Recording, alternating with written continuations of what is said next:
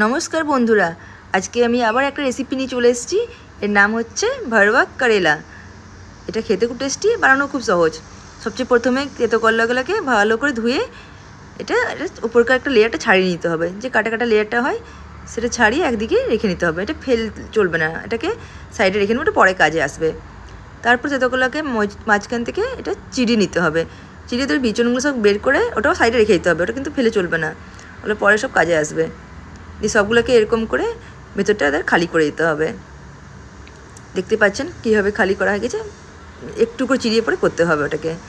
তারপর এদিকে একটা কড়াই সামান্য একটু তেল দিয়ে এতে একটু কটা বাদাম দিতে হবে। বাদামগুলো যখন একটু লাল লাল হয়ে যাবে তখন এটাকে তুলে নিতে হবে। খুব বেশি পুড়াতে হবে না, হালকা করে একটু লাল লাল হলেই হয়ে যাবে। বাদামগুলো হয়ে গেলেই একটা সাইড করে তুলে নিতে হবে।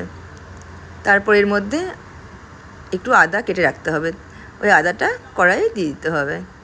এই যে আমি আদা দিয়ে দিলাম।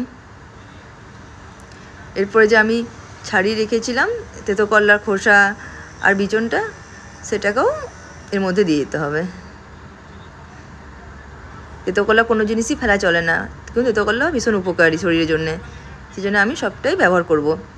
এটাকে একটু ভালো করে কড়াইয়ে নেড়ে চেড়ে ভেজে নিতে হবে।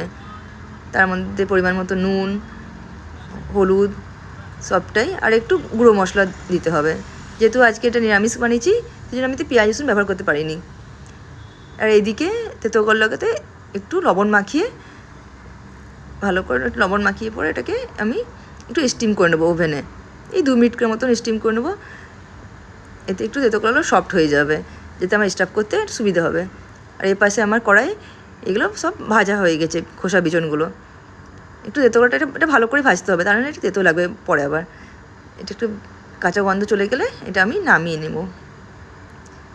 তারপরে এটাতে দুটো কাঁচা লঙ্কা মিশিয়ে ঠান্ডা হয়ে গেলে একটা মিক্সার গ্রাইন্ডে, এটা কিন্তু পেস্ট করে চলবে না, এটা একটু বাটা করে বাটতে হবে যেন এটা মুখে লাগে। আর এদিকে দেখতে পাচ্ছেন আমার তেতো কলাগুলো ভীষণ সফট হয়ে গেছে, একটু ভাপানো হয়ে গেছে সেজন্যে। তারপরে এগুলোকে সবগুলোতে এরকম পুরটা ফিল করে নিতে হবে, যেমন আমি করেছি। বেশ টাইট করে ভরতে হবে। আর এদিকে কড়াইয়ে তেল গরম হতে দিয়ে দিয়েছি। তারপর তেলটা গরম হয়ে গেলে এক এক করে সব তেতো করলাগুলোকে ছেড়ে দিতে হবে।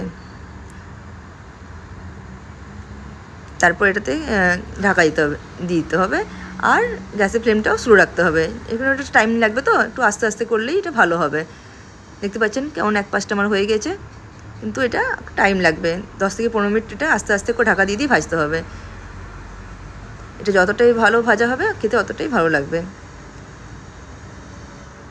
2 পাশটা এপাশ ওপাশ করে নেড়ে নিতে হবে।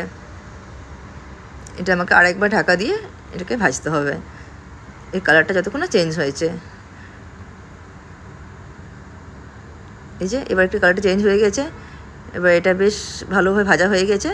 এবার এটাকে আমি তুলে নেব। এটা কালারটা দেখেই বুঝতে পারা যাচ্ছে যে এটা বেশ সুন্দর ভাজা হয়ে গেছে। এটা খেতে গেলে তেতেও লাগবে না। বেশ সবগুলোকে আমি একটা প্লেটে করে তুলে রেখে নেব। এই যে রেডি হয়ে গেল আমার ভরওয়া করেলা। আপনারাও নিশ্চয়ই একবার বানিয়ে এটা খাবেন, খেতে ভীষণ ভালো হয়েছিল। এই যে আমার মেয়ের জন্য সার্ভ করে নিলাম। Thank you.